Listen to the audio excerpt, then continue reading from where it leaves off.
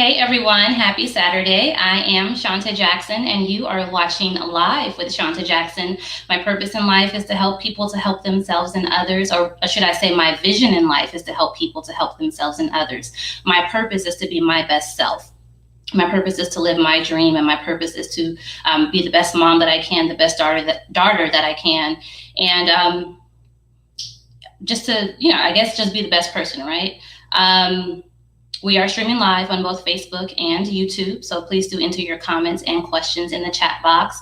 I've been promoting this show for the past few days on Instagram and YouTube, so I'm really excited to have my next guest. His name is Jerrell, and Jerrell is the host of the Good Men Exist podcast, and he has I believe he's on season 3 now, but he has a lot of really good shows. So everyone, please do check out the Good Men Exist podcast, hosted by Jerrell.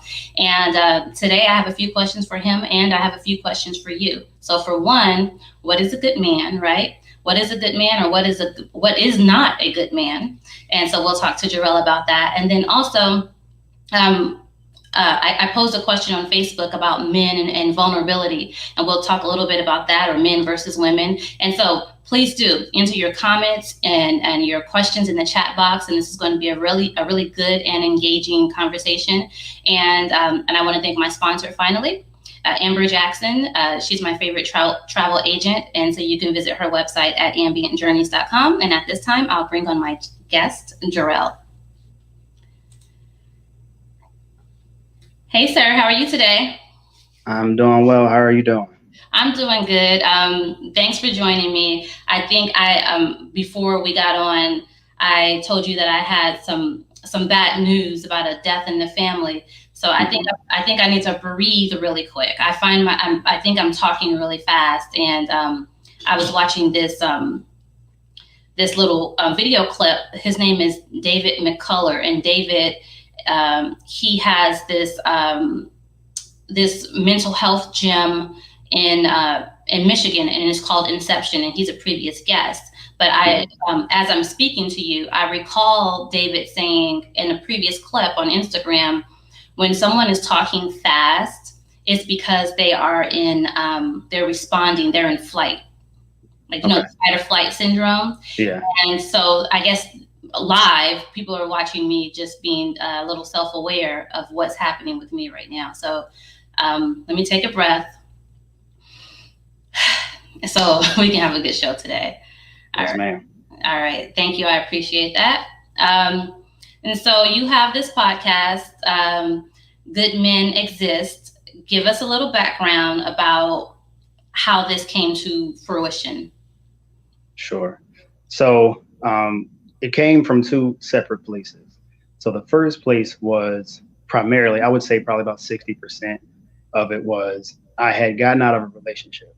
And so for all intents and purposes, I thought that I would marry this woman, and I felt like I was doing everything that I could at that point to position myself to be able to do that. But there were some mistakes on my end that I made and how I handled things. And so as much as I wanted to, quote unquote, blame other people for what happened, I had to look at myself. And then I have always been told in one way or another that, oh, you're a really good guy, you're a really good man, and so on and so forth. But I felt like those were only traits. And then it wasn't until it kind of clicked in my head to start bringing those traits all into one person, into one, like, I guess, mindset and idea of who I should be, to where it said, you know what, good men do exist. It's a process a lot of the time for us. But once we get through that process and when it clicks, it clicks. So that was the first point of view that it came from. And then the second one was just from what I saw everywhere on Twitter, on Instagram, on Facebook, the very large voice of some women who believe that good men don't exist. They're like, where? They're married already. They're gay. There are none left. And I was like, this is crazy that this is the notion that there are zero, because we know that they exist. Maybe because you didn't happen to come across one, or if you did, maybe it was short-lived. There's so many reasons for us to be jaded one way or another to come to that conclusion, but obviously that isn't consensus. So I wanted to kind of take on, and not be the measuring stick, for good men, quote unquote, but just shine some light on different scenarios and how men think and how we view different situations, and just adding that perspective to maybe shine a little bit of light on that whole notion that they don't exist. You're not the first guy that I've heard say that I know you said it's two reasons why you started the podcast, Good Men Exist, but you're not the first guy that I've heard say that as a result of a relationship or the failure of a relationship, or I shouldn't say failure, the end of a relationship, and and you thought that this was the woman, you thought that this was the one, but she ended up not being the one. So that's just interesting, and I like the way how you've channeled that experience into create this, where you're not only exploring various topics, but in my opinion, I think you're modeling what a good man is, and or a good person, good man and good women. But I also think that you're educating folks, and you're providing tools and a different train of thought and good dialogue. So I have had, like I said, I have had the opportunity to listen to a few of your podcasts. But the term good man, that could be subjective, and it can mean that can mean a lot of different things to different people. So how do you define a good man? So as you said, it's subjective, right? There's opinions for a reason, and everyone has them. So I preface that with that to say, I leave it up to that person to describe. But I think if I strip everything down simply to the foundation of what it is, I would say that the three things, again, this is not all encompassing, but just the bare minimum of what it is, or what he is he has to come with a very high level of maturity. That's first things first, because when you have that high level of maturity, that kind of sets the stage for your mindset and how you think about different things and how you go about different things. And then the other thing I look at is love. In any relationship, whether it be friends, family, your significant other, you have to have a high level of love, because there are certain things that we will do for people that we think they're okay versus the ones that we like versus the ones we love. And typically the ones we love will go above and beyond to ensure that they're taken care of in whatever way that needs to be. And then lastly, you have to have a high level of respect. I know a lot of people say, it's earned, not given, but I think that everyone should come to a situation with respect until you are provided a reason why it shouldn't be there anymore. So at the very minimum, I think if you have those three as the foundation of what a good man is, that branches off into other areas of communication, connection, compatibility, things like that. If you're a good father, whether you're going to be a good father versus not so much. So I think, again, that's the foundation. And if you start there, you can begin to build. And then that is what begins to define what a good man is, or what he could be. Okay. So we have maturity, love, and respect. So a high level of maturity, love, and respect. Yes. And I think as far as with the love and respect, of course, love and respect for others, but I would think that a good man would have a high level of self-love and self-respect. Yes. Correct. It always starts with who we are. I know we always like to look at different things, and they depict a whole lot of different things in the world of how we should be, how we could act, how much money we could make, and then we allow that to be what we strive for. So that begins to take away the direction of focusing on us to try to fit an image that someone else has. I tell people all the time, we are the only person that we're stuck with for the entirety of our lives. Friends will go, family will go, but if we can't be happy alone by ourselves with who we are, we will never be happy with anyone else. So it literally starts within. Corny as it and cliche as it may sound, but it's very true. No, I 100% agree, because at the end of the day, when you lay on your pillow at night, you're the one that has to deal with your thoughts and who you are, and how you feel about yourself, and your level of respect and love for yourself, and your level of self-awareness. it impacts your relationships, whether it's personal or business. It affects your day to day. It affects your home, your energy, your productivity, just your life goals, success. I think all of that, it starts within. And so for everyone that's watching in the audience, if you don't mind, please tell me how you define a good man. What is a good man to you? And so I'll check into the chat and let's see who's checking in. We have Malik checking in. I believe Malik is in Las Vegas, and he says he's watching and listening. And let's see. Oh, and he's promoting his book, I believe. I don't know. Well, he says the design. Dating purpose will assist in discovering what internal elements takes us away from being the person we can be. Okay. Maybe, Malik, you have to talk a little bit more. I don't know if that's a comment or if that's a promotion, but thanks for checking in and thanks for watching. And Malik, tell us, what is a good man? Are you a good man? And so Jerrell, I've been sharing your posts, and people have been commenting. And on Facebook, I posted just a comment, just a statement: good men exists. Good men, men exist. And all of these men, they're liking it and they're loving it, and they're like, yes, we do, and yes, represent for us. But then I noticed, every man says they're a good man. Very true. At least every man that I know. So, well, I guess you defined it yourself, but that's just a thought. I was just like, you know what? Every guy says they're a good guy. I get messages. I see guys I meet in the grocery store, and no one says that I'm a bad person. Everyone thinks that I'm a man, and then every woman. So like even the women that you referenced earlier, when you said that there are some women with dominant voices who proclaim that there are no good men and good men don't exist. But it's like, okay, so what is it about you? And I personally think it's all about, who you choose to give your attention to. I think that there's good people, bad people, or just people who are not right for you. I think it's all about what you choose to give your attention to.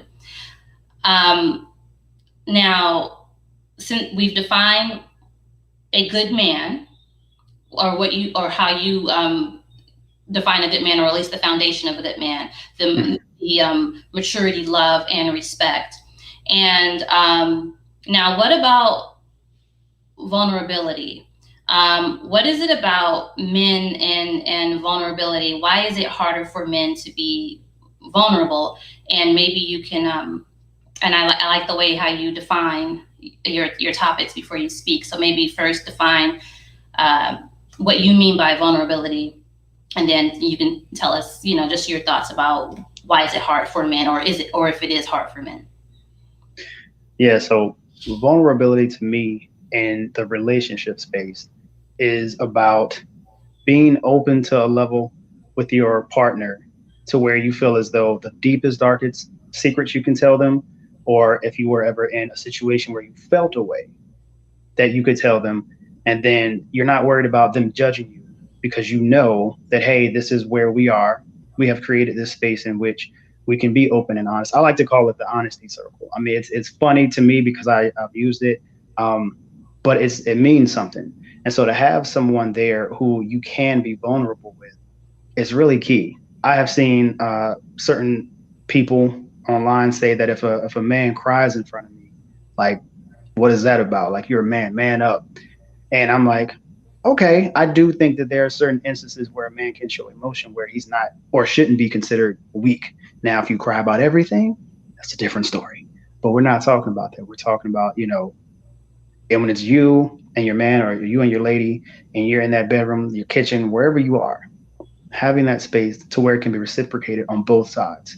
And so I think a lot of issues when it comes to men is that how we were raised, for those of us who were, had fathers in our lives, or male figures, mentors, whatever it was, we were taught to be tough no matter what. And you get in sports, you get hit, you get up, you fall off your bike, your knee gets scraped, you get up, don't cry about it. It's just a cut, keep it moving. And so, sure, we have moms around to say, oh, it's okay, pat on the back kind of thing. But the dominant thought was, to be a man, you have to not have a high level of emotion. So I feel like in growing up, you're, for lack of a better term, brainwashed into thinking that I must be this way at all times, despite who comes in my way and despite how I feel.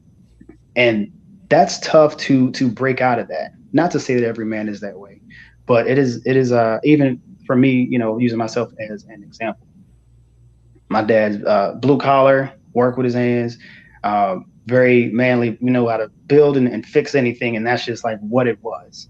And I remember there would be times, I would uh, be with him because I was with my mom for the first 8 years before my parents got married, and so I was a little soft then, and so he almost had to kind of break me out of that. And so back then I didn't understand at the time, but now I do because just of how the world is, and you can't approach everything with a certain amount of emotion. Like some things just you have to be stoic about. So having that level of vulnerability with your partner to me is key. And then we don't know how. So like once we figured out, okay, I do like this woman, and there are certain things that I want to share with her and let her in on. There's not a guide on how to be vulnerable. It's just something that you just have to figure out. And so I think with a lot of men who don't have model male figures in their lives, it's like trying to write a book when you don't know the synopsis already. It's like, I think I want to do it this way. I could go this way about it, but you kind of have to figure it out. And so if you look at it from that way, you say, okay, I will take my time to figure it out. But then also from that same perspective, because you have women who I mentioned earlier who say that, oh, that's weak. Like, why are you crying? We think that it's a weak. It's a sign of weakness, and really it's a sign of strength. So looking at it from that perspective, we have to really get past all this, just what society places on us about how we should be, and again, become more comfortable with who we are and understand that vulnerability isn't weakness. It's a positive thing, is what allows us to express ourselves, show our emotions, and the more we're able to do that, hopefully, again, it can be reciprocated, and then as a couple, that's how we grow. Yeah, I'm glad that you said that vulnerability is not a weakness. Um, and I think just with any relationship, there's trust, communication, and Mhm. respect. And you mentioned your father and having a father figure or a mentor, and I think that these are skills. These are life skills Yeah. that are taught to us, whether it's a direct lesson or whether it's modeled or not modeled, whether it's a healthy model or an unhealthy model. But I think the Mhm. foundation of any healthy relationship again is trust, communication, and respect. But it's something that sometimes is ongoing, right? And how and we're ever evolving as well. Yeah. And so I think being vulnerable or getting to that point, sometimes I think as adults or as people in general, I think we rush into relationships, For and sure. I think the vulnerability, it happens in stages or in phases. It's like, okay, let me get through this step first. I'm attracted to the person. I like the person. Um, we communicate well. We have a lot in common. Things are going fine. But hold on, my computer. I'm trying to make sure it doesn't want to restart on me. Hold on. So sorry about that, you all. Um, but yeah, I think it takes time, and sometimes we rush. We rush into Mhm. it, and so I think sometimes women, we get into these one-sided relationships, and we commit to men without having that conversation, without us mutually agreeing that we are going to date exclusively or that we are in a serious relationship. So just Mhm. hang out with someone, or we have these fantasies. And so Malik, he put a comment in the chat box, and he says that a good man sometimes is based off the fantasies or the baseline of people's experiences. But sometimes we meet someone and, oh, he could be the one. It's the potential for this, and you're hanging out and you're dating or you're talking often, but then all of a sudden you kind of put everyone else out of the picture. And that's what I mean by that one-sided relationship. Yeah. Then when it doesn't work out, or if that person is not on the same page as you because you haven't communicated that's not something you both agreed to, and then all of a sudden there's no good men out here. Men are dogs. or women. It could be vice versa as well. But Yeah. but what do you think about what I'm saying?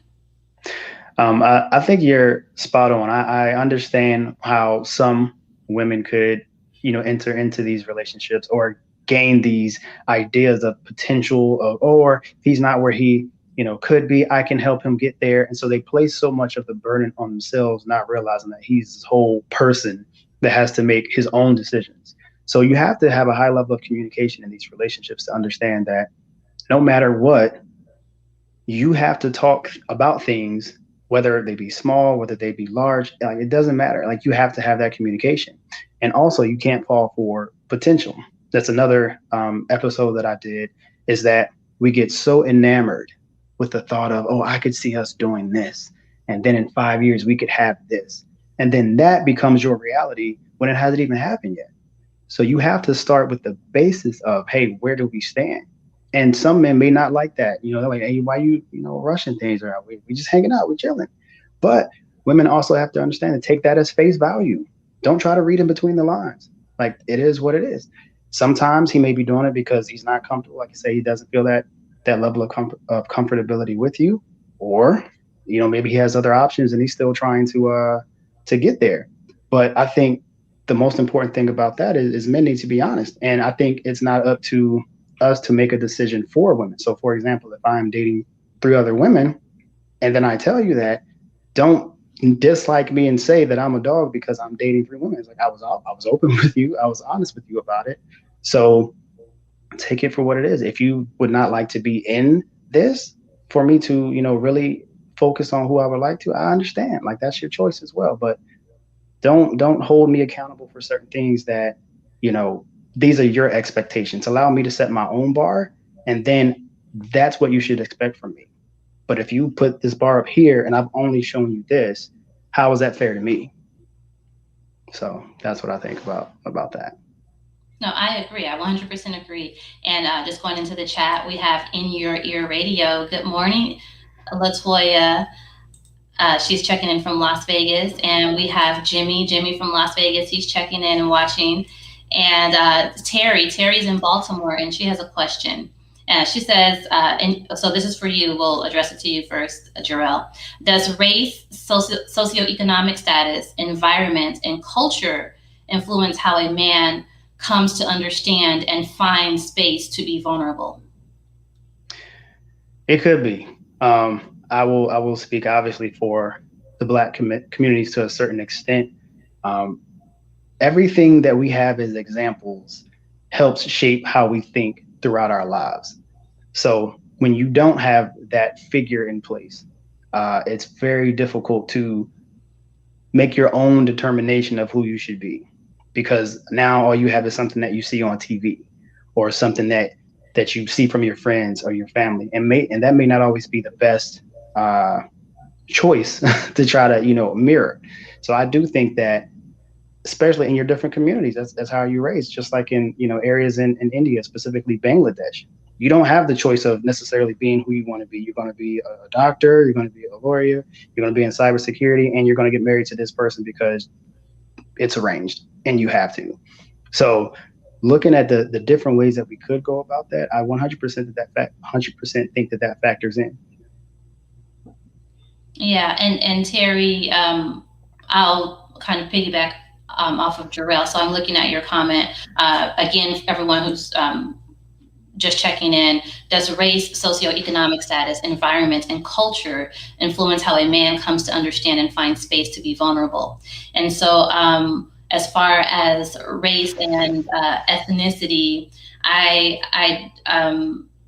not every Black American or person living in America was raised here, or are being raised by families or parents who were born in America, in the United States, should I say? And so I think culturally, things. I think it could impact your level of vulnerability, but I think it's just really about modeling. It's about family and structure. So we've kind of established that. Now, as far as socioeconomic status and environment, I think about Maslow's hierarchy of needs. And so your basic need, food, water, shelter, safety, and social and behavioral health, when you're looking to, so let's say it's diabetes, for example, diabetes prevention. It sounds good to say, you should eat healthy and you should exercise and not buy these types of food. But if people are in survival mode, they don't have the income to purchase the food and if they're having money issues, or if they're low income or have poverty status, the last thing that they're thinking about is going to the gym or getting an elliptical or going out to walk, or they're going to get the canned food, they're going to get what's fast, they're in survivor mode. They just have to eat. Their stomach is growling, they're hungry, right? But once those basic needs are met, and then that's when you can start an intervention and start introducing them to new habits and a new way of thinking. So to answer Terry's question, I do think that sometimes your socioeconomic status can impact your level of vulnerability, meaning like your level of openness to. So now I'm thinking about journaling and self-awareness and self-care and all of those higher quality of life, epiphany type moments that we want. I think if you're in that survival mode, sometimes it is harder for you and your environment. It depends on what you're exposed to, how you're raised. I mean, everyone is different at the end of the day. Some of us have had the opportunity to grow up with a mother and father, or in a loving household with loving caregivers. Some of us were not. So that could impact our level of vulnerability too, because it's trauma. And I believe in one of your previous podcasts, I think you even mentioned trauma and vulnerability. Yeah, it's in certain ways they're definitely connected from my perspective. So, say for example that you were in a relationship where I've had someone tell me this before, a woman. He was physically abusive with her. So she kind of let me know up front. She's like, hey, just be mindful. Like if you raise your voice or if you do any fast movements, and when we're not arguing, but discussing things intensely, just that I may flinch or I may, cry or something like that. And so that was weird for me, because that's just not a space that I'm used to or hearing, but it is something that I hear about often, unfortunately. And so although that's not my demeanor to be, rah rah and all that kind of stuff, it just put me more on notice that this stuff does go on. So that kind of trauma, something like that. Or let's take the physical, piece out of it and just say that, he or she told me that she loved me and they seemed like they were the perfect person sent from above. And then all of a sudden I found out that they were messing with 2 or 3 other people, or they had a kid over here, or whatever the case may be. And so then that becomes your new norm. Like, oh, like that is what sticks with you. So despite the good times that you had, despite the vacations that you went on, and the times that you had that picnic and you fed each other strawberries, whatever it was, that doesn't stick out as much, because psychologically the things that harm us or hurt us is what we're engineered to remember first.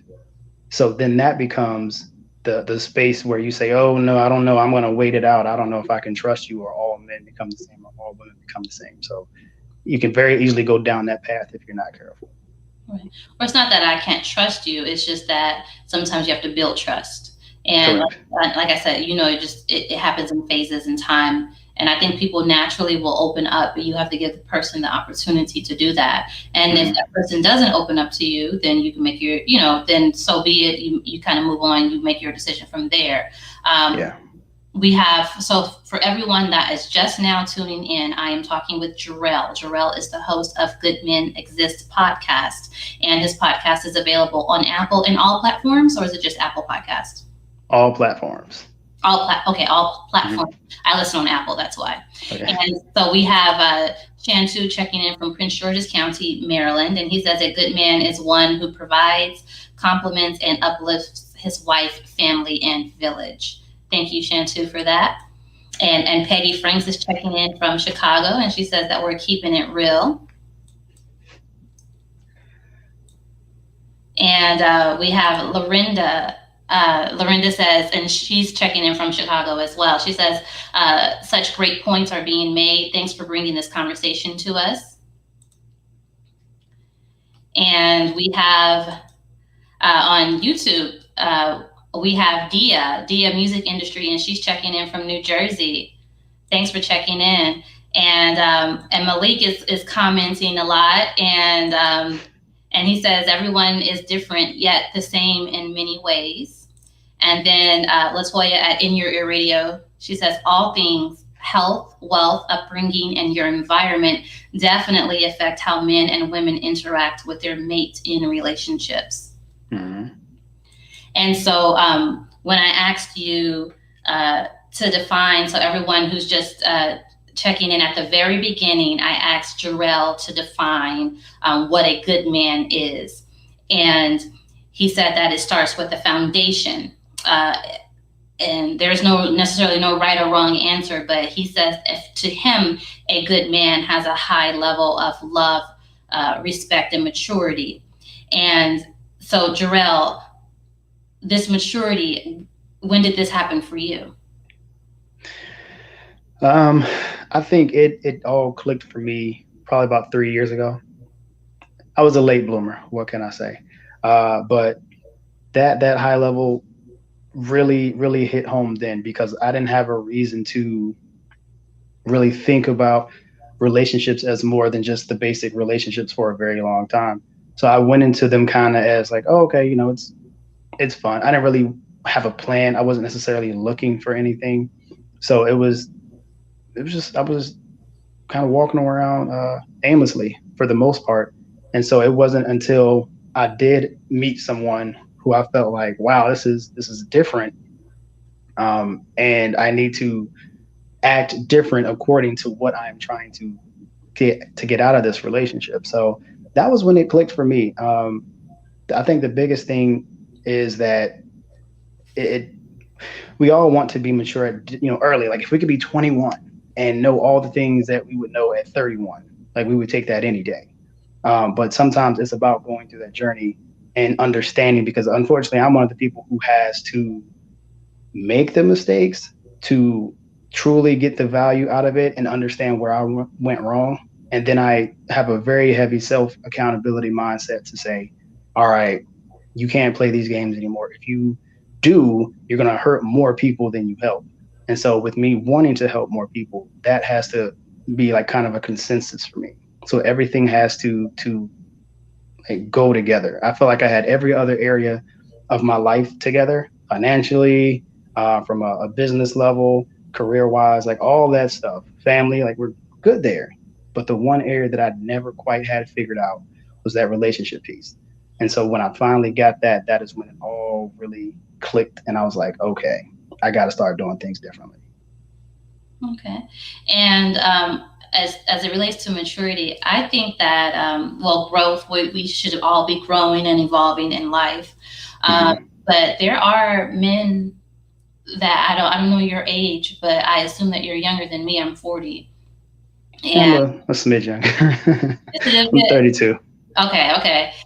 So you're not late. If it happened 3 years ago, that's good. That's right on time, because there are men in their 40s, 50s, 55. I haven't dated 60 yet. I don't think.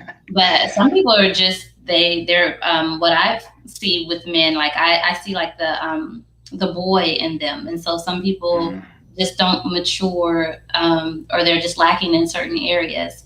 But there's always someone for everyone. And, maybe that's just me and my analytical brain. Let's see. Peggy says that it's hard to believe in love when you have been broken by what you thought was love.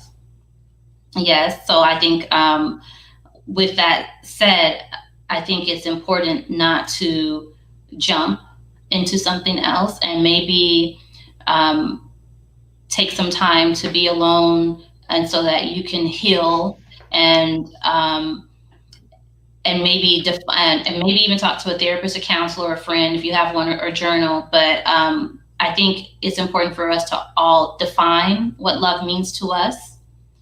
And so that way, when we go into another relationship or we meet someone that there's a potential for love, we kind of know where we stand. And then we can just communicate with that person to see if we're on the same page, right? And to see if that naturally evolves into a loving relationship.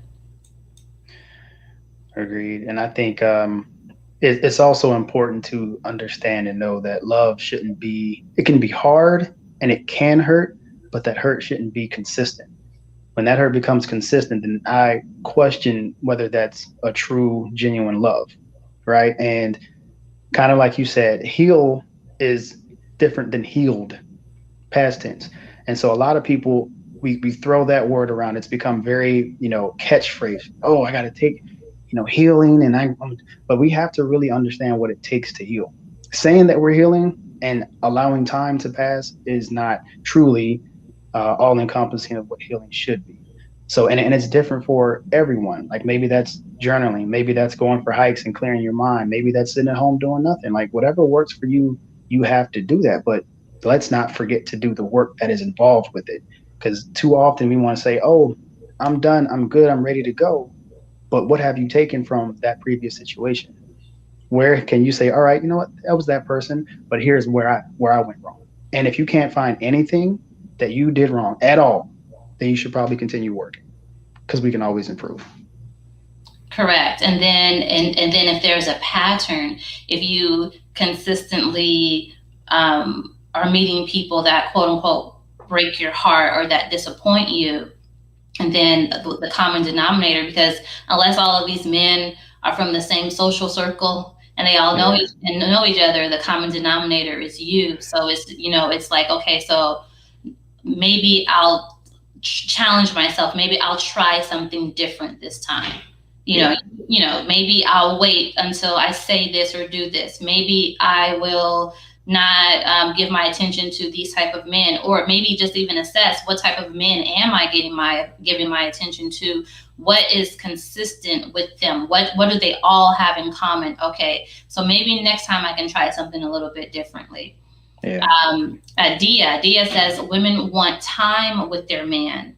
Time is most important. It allows for all things to take place, communication, and so on. Yes, I think time is important, but I also think that time away. I think sometimes we can spend a little bit too much time together, or have the wrong expectations as it relates to time. So I think it has to be a healthy balance. What about you? Correct. That's one of the things I talk about is don't lose yourself in your relationship.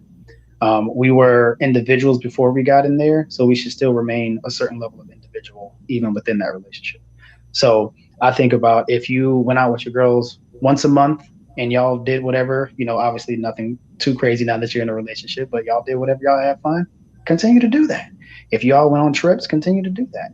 If you just went and got your nails and hair done or whatever it is that fits, you and what you consider self-care and you consider things to bring you a high level of enjoyment and happiness, you still have to do that. And as men, if we wanted to hang with the guys and watch football on the Sunday, like we shouldn't do it every Sunday, and just leave our ladies at home because they still matter too. But you have to allow the other person to still be them within that relationship, or it becomes very dependent.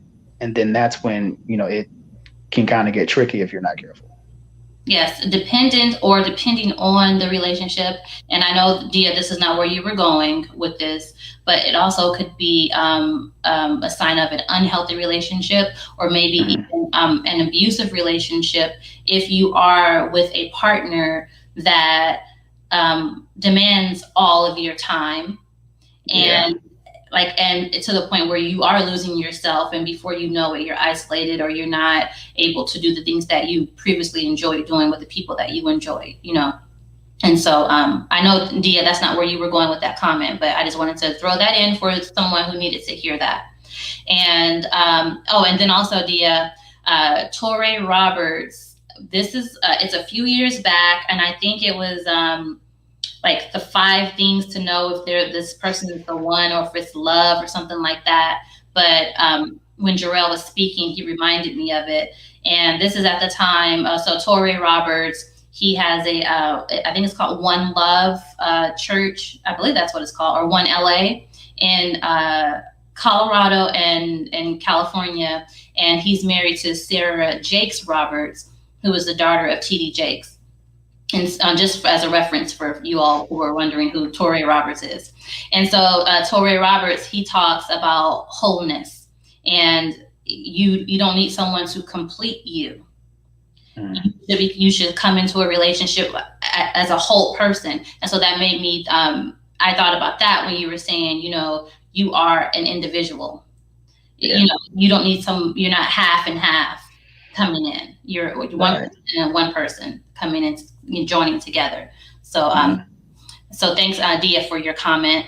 And Terry says, yes, survival mode to also back to the socioeconomic and race question. Yes, survival mode to include poverty, substance abuse, and exposure to warrior cultures like the military and first responders help shape our perception and willingness to be vulnerable. Yes. And we have Kevin Lang checking in. Kevin, you're right on time. He's checking in from Las Vegas. And in your ear, Radio Latoya, she says, vulnerability is a form of intimacy and should be respected. However, I see men being vulnerable with me without knowing me as a red flag and a sign of emotional issues. What do you have to say about that, Jerrell? I think that could be something, but I do understand that people have different personalities, of course. So some people, they're just talkative. They'll tell you any and everything that you want to know. And that may be because they just don't have that filter there. They're not as, guarded as some of us are. But if we're talking about a relationship standpoint, maybe he wants to keep it open. Like maybe he's just trying to let you know what it is. So he's giving you the tools to be able to make a decision.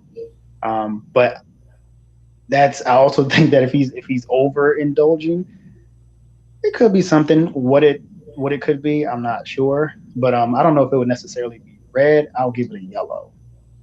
Okay, yellow. But then she followed up with a comment and she says, but on the other hand, if a man is still not showing openness and vulnerability after being in a relationship for a long time, she sees that as an emotional issue as well. Yep. Now that I can 100% agree with. He has to let you in. He has to be able to trust you. I think trust is probably one of the biggest things for men. We don't need you necessarily you can be a great cook. You can be a great mother, everything else in the world. But if we can trust you, if we can count on you, if we consider you dependable, I really feel like, at least for me, I'm not going to say all, but I know for me, that is some of the traits that I really look for. Because, in business, I have a lot of things going on. So sometimes things may slip occasionally. And I may need you to go, hey, I missed this. Can you do this for me? Would you be so kind to do it? And if I can count on you to do, small things like that. And of course, more relationship-based things as well, as far as having my back, allowing me to be vulnerable in the space. And that is definitely A+ for me. Okay.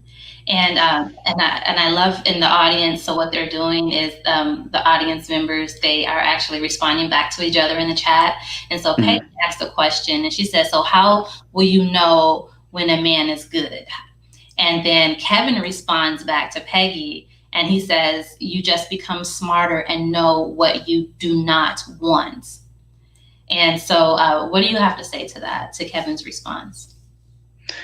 It is about, being smart. I tell people this may sound counterintuitive to a romantic relationship, but I think that you have to have a slightly higher balance of logic than emotion.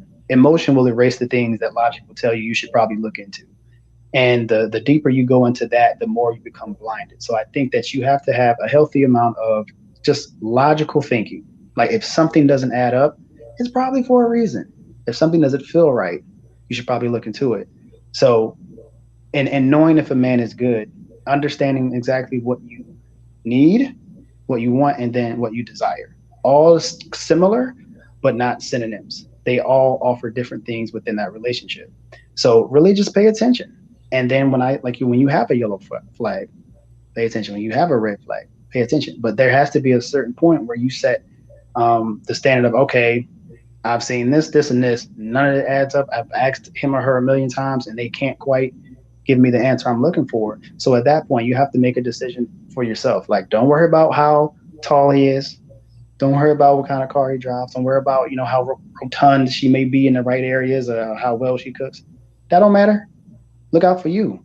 And that's what it comes down to. So being able to have that sense of intelligence to say, I don't know, that is going to be your biggest asset when it comes to stuff like that. And Kevin says, I personally want to be responsible for completing someone. If you don't need me, what am I here for?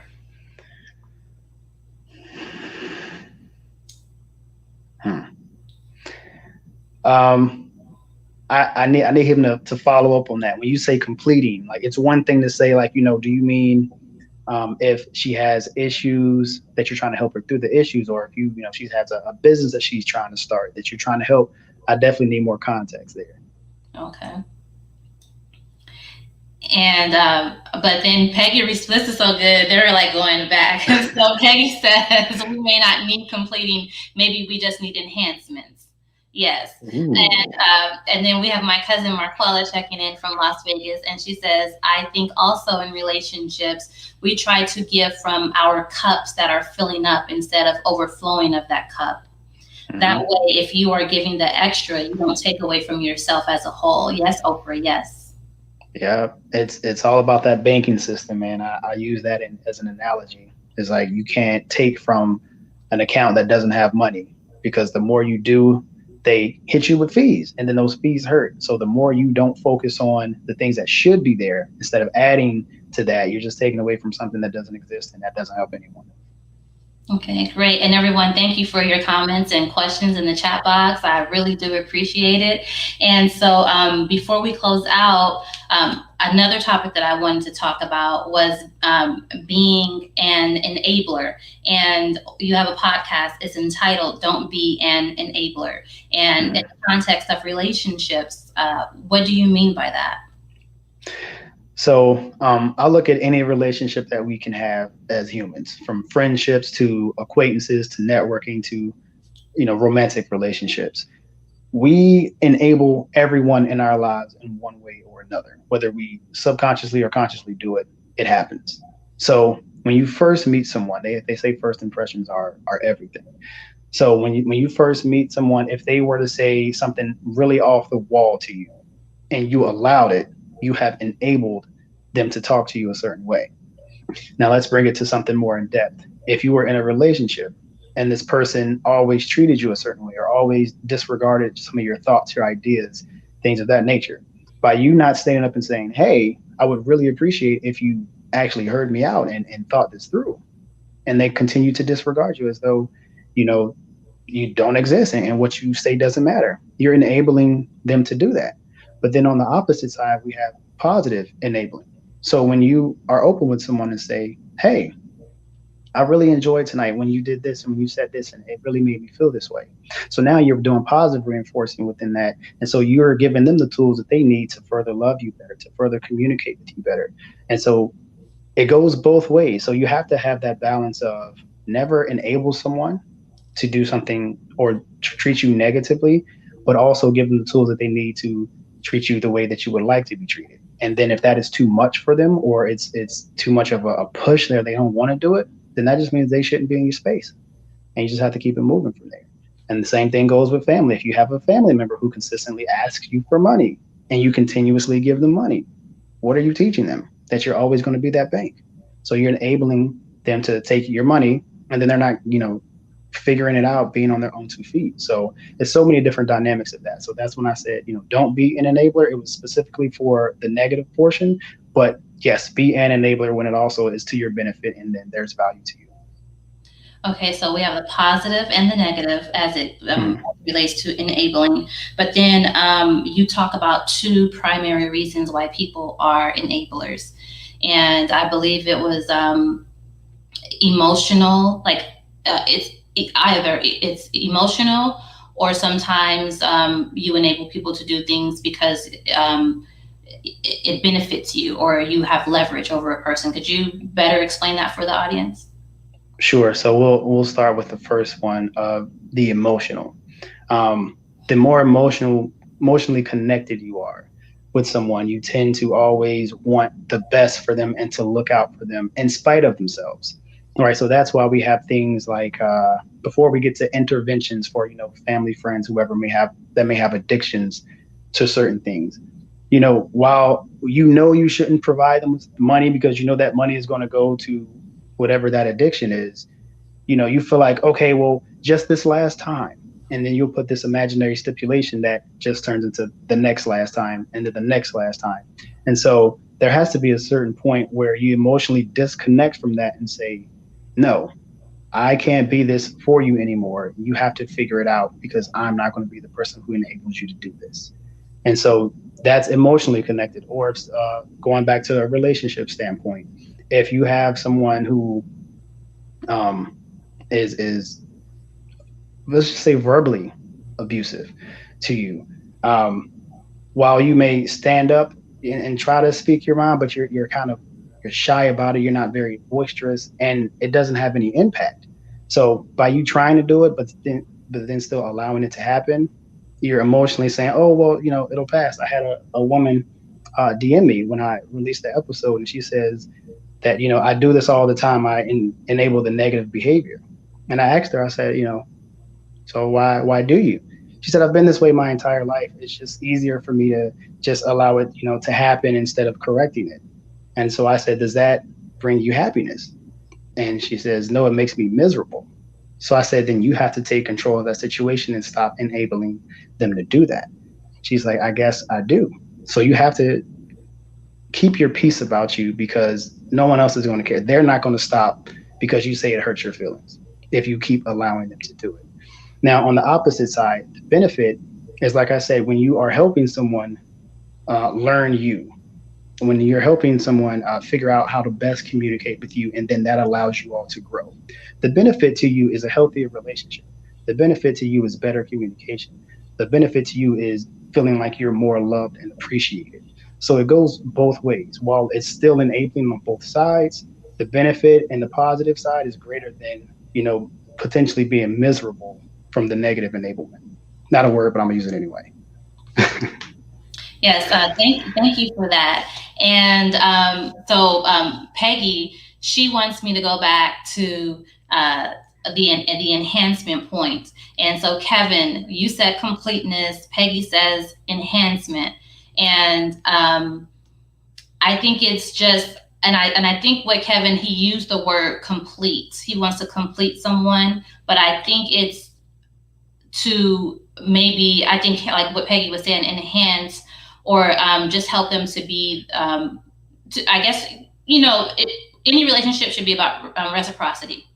Mhm. And so we all should bring value to a Correct. relationship, whether it's a personal relationship or a business relationship, but especially any relationship, but especially in our personal relationships. So I think that's how I'm going to interpret what Kevin said, is that he wants to bring value and he wants to help the person to be their best selves, or just whatever dreams that you have in life. Like I know I like support. I don't need anyone to complete me, but Mhm. I would of my dreams and my aspirations and the things that I like to do. I definitely it's important for me for that person to have some to be interested. You don't have to be all in my world, but Yeah. definitely have some level of interest and support.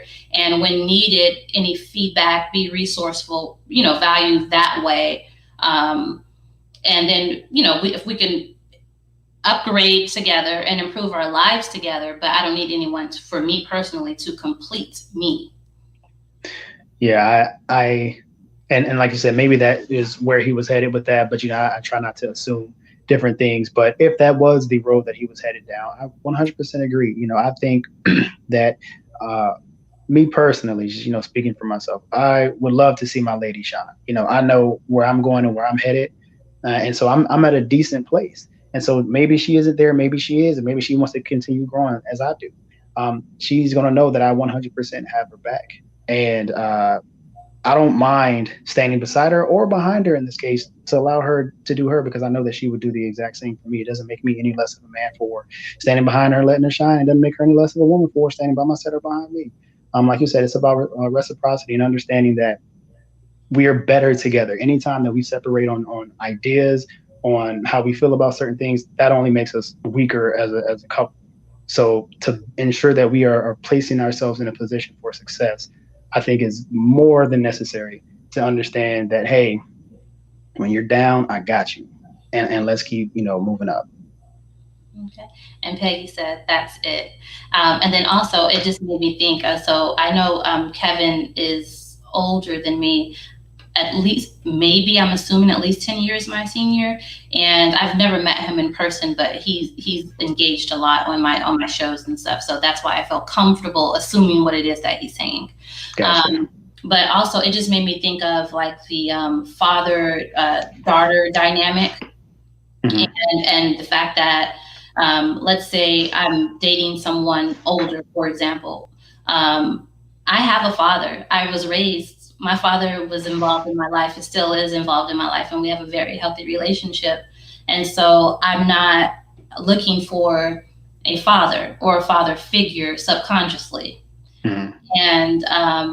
And I wonder with some men, so now I'm thinking about the completeness comment, like the type of women that some men probably date or encounter, if they have that that dynamic going on, that subconsciously looking or seeking for that father or that malehood figure, and if they are looking for someone to complete them, and if sometimes your mate can play a different role, and I think it can be subconscious and you're not aware of it, but but that just made me think about your comment about, well, I can't assume what he was saying. And so anyway, I just thought about that when I was thinking about completeness. I'm like, and I can see the whole just some guys wanting to spoil you or treat you, and some people, some relationships in the past, you have where a woman is calling a guy daddy, different things like that. So, men have their issues too, and women have their issues as well. Yeah. I mean, hey, to each his own. That's not anything that I look for. Like I said, I definitely appreciate a woman who, if she doesn't have it together, she's well on her way. She has a plan to get to where she wants to go. But like I said, if they're like it, go for it. Call daddy and spoil all that stuff. Good for you. Yeah. And so, everyone, thank you for watching. Again, I'm Shawnta Jackson. You can learn more about me at shawntajackson.com. Make sure you subscribe to my YouTube channel at The Shawnta Jackson, and then also follow me on Instagram and Facebook at The Shawnta Jackson. And as far as Jerrell, his podcast, Good Men Exist, is available on all platforms. And also follow him on Instagram and Twitter at Jerrell GME. Jerrell GME as in Good Men Exist. So follow him on, again, Twitter and Instagram. And then if you'd like to email him, you can email him at goodmenexistpodcast@gmail.com. This has been an episode of Live with Shawnta Jackson, brought to you by Ambient Journeys. Amber Jackson, my favorite travel agent. And you can learn more about her at ambientjourneys.com. Everyone, enjoy the rest of your Saturday. And I'll see you on Wednesday for Connections with Shawnta Jackson, where it's all about networking, professional development, career advancement, career growth, and business growth. And my guest is Kimberly Wenzel, and Kimberly is a branding expert. She's a branding consultant. So we'll network and connect with her, and I'll see you all on Wednesday. Thank you all. Bye-bye.